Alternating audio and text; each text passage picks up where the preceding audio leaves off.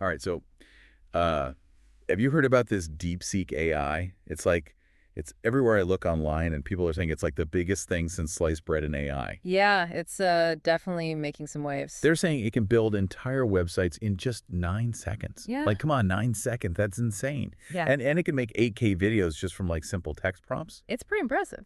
And you get access to over 150 AI models for a one-time fee. It sounds too good to be true. Well, one thing that's really caught my eye is that DeepSeek is built on an open source model. Oh, really? So it's not like all those other AI companies that are like super secretive about how their stuff works? Exactly. So why is that such a big deal? Like, what does open source actually mean for regular people who just want to use this AI? Well, it means DeepSeek isn't controlled by one big corporation, Okay. like ChatGPT, which is pretty much owned and operated by one company, right? DeepSeek is open to everyone. Oh, that's interesting.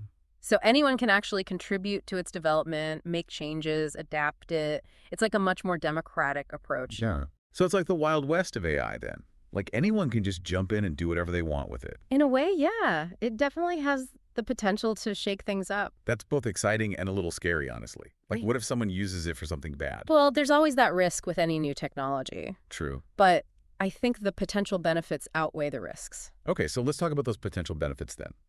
They're saying DeepSeek can do all sorts of crazy stuff, like building websites in seconds, making Hollywood-style videos.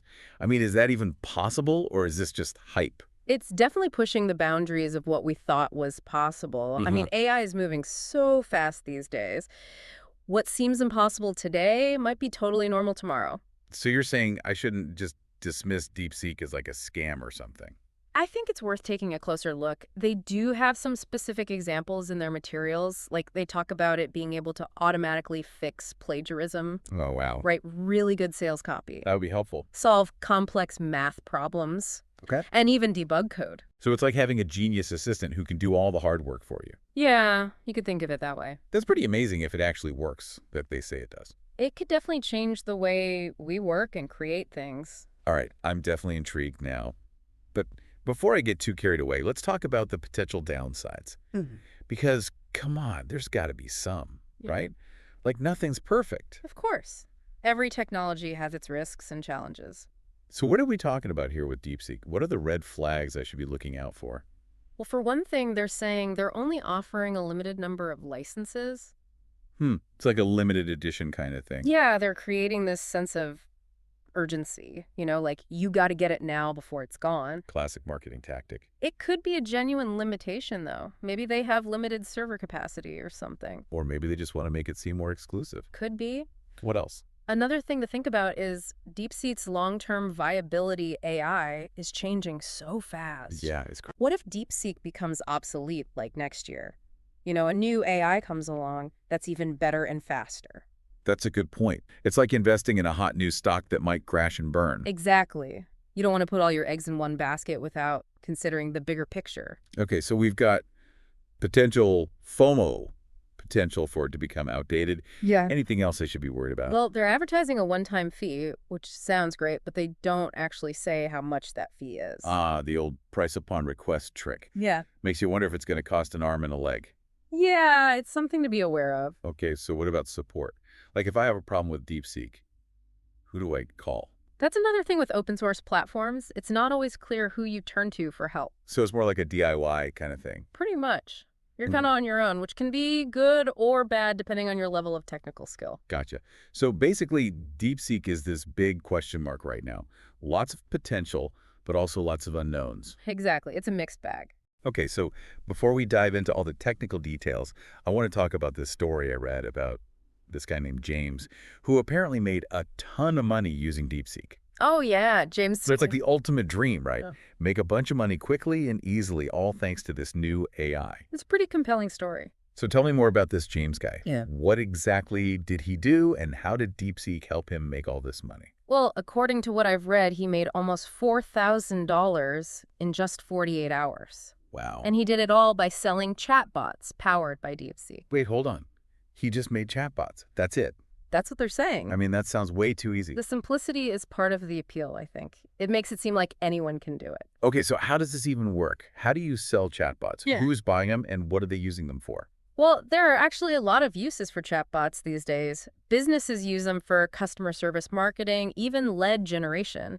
Like imagine you have an online store. You could use a chatbot to answer customer questions, help them find products on your website, or even recommend products based on what they've looked at before. So it's like having a virtual salesperson working for you 24/7. Yeah, pretty much. That's actually pretty smart. But how do you find customers for these chatbots? Did James, like, go door to door selling them? I doubt it. The article doesn't really say how he found his clients. It just focuses on how much money he made. Okay, so there's some missing information there, which always makes me a little suspicious. Yeah, it's worth noting. But let's just say for a minute that James's story is true. He built these chatbots, found some customers, and made a bunch of money. Could anyone do that? Is DeepSeek really the key to becoming an entrepreneur overnight? That's the big question, isn't it? Yeah, like, is this real or is it just a bunch of hype? We need to remember that James's story is just one story. It's like a highlight reel. They're only showing us the good stuff. Right. They don't tell us about all the people who might have tried using DeepSeek and failed. Or all the challenges they faced along the way. Exactly. It's like those weight loss ads where they show you the before and after pictures, but they don't tell you about all the hard work and sacrifices that went into it. Totally. Yeah. So what advice would you give to someone who's interested in DeepSeek, but also a little skeptical? Like, how should they approach this whole thing? I think the most important thing is to not get swept up in the hype. Okay, so don't quit my day job just yet. Not yet. Do your own research. Don't just rely on what DeepSeek is telling you. So, like, look for independent reviews and stuff. Exactly. See what other people are saying about it, both good and bad. Good advice. And once you've done your research, think about how DeepSeek could actually fit into your life or work. Okay. What are your goals? What are you hoping to achieve? Will DeepSeek actually help you get there, or is it just a shiny distraction? So it's not just about the technology itself. Uh-huh. It's about how you use it. Right. It's a tool. And like any tool, it can be used effectively or ineffectively. Good point. Yeah. Okay, so be realistic about my expectations. Mm-hmm. Don't expect DeepSeek to magically solve all my problems or make me a millionaire overnight. Exactly. It takes effort and strategy to make any tool work for you. Okay, so DeepSeek isn't a magic bullet, but it could be a really powerful tool if I'm willing to put in the work. Exactly. All right, I'm starting to get a better sense of this whole thing now. But let's be honest. Part of what makes DeepSeek so interesting is that it could be really disruptive, right? Like it could change the whole AI landscape. It definitely has that potential, especially because of its open source nature. Right. We talked about that a little bit earlier, but Yeah. I think it's worth digging into that more. Like, why is open source such a big deal? Well, think about it. Most of the big AI companies right now are like closed systems. Yeah. They control everything. They decide who gets to use their AI, how much it costs everything. It's very top-down. So it's kind of like those walled gardens you see with some big tech companies. Exactly. But open source is the opposite. It's about making AI accessible to everyone.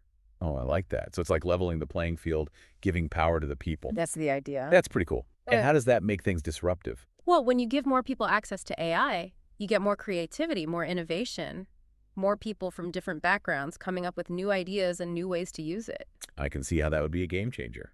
Imagine small businesses being able to use AI without having to pay a fortune, or students in developing countries having access to the same tools as students in wealthy countries. Wow, that's a pretty amazing vision. But let's be real, there are also potential downsides to this open source thing, right? Like, what if people use DeepSeek for bad stuff? That's a valid concern, and it's something that the open source community is thinking about a lot. Okay. They're trying to figure out how to encourage responsible use of AI without limiting its potential. So it's like a balancing act. Exactly, trying to find that sweet spot between freedom and control. This is getting really deep now. It is. There are no easy answers. But the fact that these conversations are happening is a good sign. It means people are taking this stuff seriously. Okay, so DeepSeek is this really interesting experiment in making AI more accessible to everyone. I think that's a good way to put it.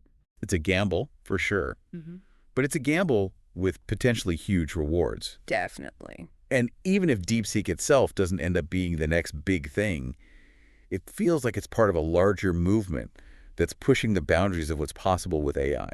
I agree. This is just the beginning. It's both exciting and a little bit scary. Yeah. We've talked about the potential benefits, the Yeah. potential risks, Yeah. but it's still hard to predict how this is all going to play out in the long run. That's the thing about revolutions. There's always an element of unpredictability. True. But one thing's for sure, AI is here to stay. Absolutely. And it's going to keep changing the world in ways we can't even imagine yet. So what's the takeaway for our listeners? What should they be thinking about after hearing all of this? I think the most important takeaway is that AI is no longer this futuristic concept that's only available to big companies and governments. Right. It's becoming more and more accessible to everyone. So we should all be paying attention to this stuff. Definitely. Whether it's DeepSeek or some other AI platform, the tools are out there, and they have the potential to empower us in really incredible ways. But we also need to be aware of the potential downsides, right? Like the ethical considerations and the need for responsible development of AI. Absolutely. We can't just blindly embrace this technology without thinking about the consequences. Well said. Okay, so I think we've covered a lot of ground today. It's been a really fascinating conversation. I've enjoyed it. And to our listeners, thank you for tuning in. We hope this deep dive into DeepSeek has given you a better understanding of this new AI and the whole open source movement. It's a complex topic, but it's an important one. Absolutely. And remember, the future of AI is not something that just happens to us. It's something we create. So stay informed, stay engaged, and let's work together to build a future where AI benefits everyone. Thanks for listening. It's a pretty compelling story. So tell me more about this James guy. What exactly did he do, and how did DeepSeek help him make all this money? Well, according to what I've read, he made almost $4,000 in just 48 hours. And he did it all by selling chatbots powered by DeepSeek. Wait, hold on. He just made chatbots. That's it. That's what they're saying. I mean, that sounds way too easy. The simplicity is part of the appeal, I think. It makes it seem like anyone can do it. Okay, so how does this even work? How do you sell chatbots? Who's buying them, and what are they using them for? Well, there are actually a lot of uses for chatbots these days. Businesses use them for customer service marketing, even lead generation. You know, like imagine you have an online store. Right. You could use a chatbot to answer customer questions, help them find products on your website, or even recommend products based on what they've looked at before. So it's like having a virtual salesperson working for you 24/7. Yeah, pretty much. That's actually pretty smart. Yeah. But how do you find customers for these chatbots? Did James go door to door selling them? I doubt it. The article doesn't really say how he found his clients. It just focuses on how much money he made. Okay, so there's some missing information there, which always makes me a little suspicious. Yeah, it's worth noting. But let's just say for a minute that James's story is true. He built these chatbots, found some customers, and made a bunch of money. Could anyone do that? Yeah. Is DeepSeek really the key to becoming an entrepreneur overnight? That's the big question, isn't it? Yeah, is this real, or is it just a bunch of hype? We need to remember that James's story is just one story. It's like a highlight reel. Yeah. You know, they're only showing us the good stuff. Right. They don't tell us about all the people who might have tried using DeepSeek and failed. Or all the challenges they faced along the way. Exactly. It's like those weight loss ads where they show you the before and after pictures, but they don't tell you about all the hard work and sacrifices that went into it. Totally. Yeah. So what advice would you give to someone who's interested in DeepSeek but also a little skeptical? Like, how should they approach this whole thing? I think the most important thing is to not get swept up in the hype. Okay, so don't quit my day job just yet. Not yet. Do your own research. Don't just rely on what DeepSeek is telling you. So look for independent reviews and stuff. Exactly. See what other people are saying about it, both good and bad. Good advice. And once you've done your research, think about how DeepSeek could actually fit into your life or work. Okay. What are your goals? What are you hoping to achieve? Will DeepSeek actually help you get there? Or is it just a shiny distraction? So it's not just about the technology itself. It's about how you use it. Right. It's a tool. And like any tool, it can be used effectively or ineffectively. Good point. Right. Okay, so be realistic about my expectations. Don't expect DeepSeek to magically solve all my problems or make me a millionaire overnight. Exactly. It takes effort and strategy to make any tool work for you. Okay, so DeepSeek isn't a magic bullet, but it could be a really powerful tool if I'm willing to put in the work. Exactly. All right, I'm starting to get a better sense of this whole thing now. Right. But let's be honest, part of what makes DeepSeek so interesting is that it could be really disruptive, right? It could change the whole AI landscape. It definitely has that potential, especially because of its open source nature. All right, we talked about that a little bit earlier, but I think it's worth digging into that more. Why is open source such a big deal? Well, think about it. Most of the big AI companies right now are like closed systems. They control everything. They decide who gets to use their AI, how much it costs everything. It's very top down. So it's kind of like those walled gardens you see with some big tech companies. Exactly. But open source is the opposite. It's about making AI accessible to everyone. Oh, I like that. It- So it's like leveling the playing field, giving power to the people. That's the idea. That's pretty cool. And how does that make things disruptive? Well, when you give more people access to AI, you get more creativity, more innovation, Hmm. more people from different backgrounds coming up with new ideas and new ways to use it. I can see how that would be a game changer. Imagine small businesses being able to use AI without having to pay a fortune, or students in developing countries having access to the same tools as students in wealthy countries. Wow, that's a pretty amazing vision. But let's be real, there are also potential downsides to this open source thing, right? Yeah. Like, what if people use DeepSeek for bad stuff? That's a valid concern, and it's something that the open source community is thinking about a lot. Okay. They're trying to figure out how to encourage responsible use of AI without limiting its potential. So it's like a balancing act. Exactly, Right. trying to find that sweet spot between freedom and control. This is getting really deep now. It is, there are no easy answers. But the fact that these conversations are happening is a good sign. It means people are taking this stuff seriously. Okay, so DeepSeek is this really interesting experiment in making AI more accessible to everyone. I think that's a good way to put it. It's a gamble for sure, but it's a gamble with potentially huge rewards. Definitely. And even if DeepSeek itself doesn't end up being the next big thing, it feels like it's part of a larger movement that's pushing the boundaries of what's possible with AI. I agree, this is just the beginning. It's both exciting and a little bit scary. Yeah. We've talked about the potential benefits, the potential risks, but it's still hard to predict how this is all going to play out in the long run. That's the thing about revolutions. There's always an element of unpredictability. True. But one thing's for sure, AI is here to stay. Absolutely. And it's going to keep changing the world in ways we can't even imagine yet. So what's the takeaway for our listeners? What should they be thinking about after hearing all of this? I think the most important takeaway is that AI is no longer this futuristic concept that's only available to big companies and governments. Right. It's becoming more and more accessible to everyone. So we should all be paying attention to this stuff. Definitely. Whether it's DeepSeek or some other AI platform, the tools are out there, and they have the potential to empower us in really incredible ways. But we also need to be aware of the potential downsides, right? Mhm. Like the ethical considerations and the need for responsible development of AI. Absolutely. We can't just blindly embrace this technology without thinking about the consequences. Well said. Okay, so I think we've covered a lot of ground today. It's been a really fascinating conversation. I've enjoyed it. And to our listeners, thank you for tuning in. We hope this deep dive into DeepSeek has given you a better understanding of this new AI and the whole open source movement. It's a complex topic, but it's an important one. Absolutely. And remember, the future of AI is not something that just happens to us. It's something we create. So stay informed, stay engaged, and let's work together to build a future where AI benefits everyone. Thanks for listening.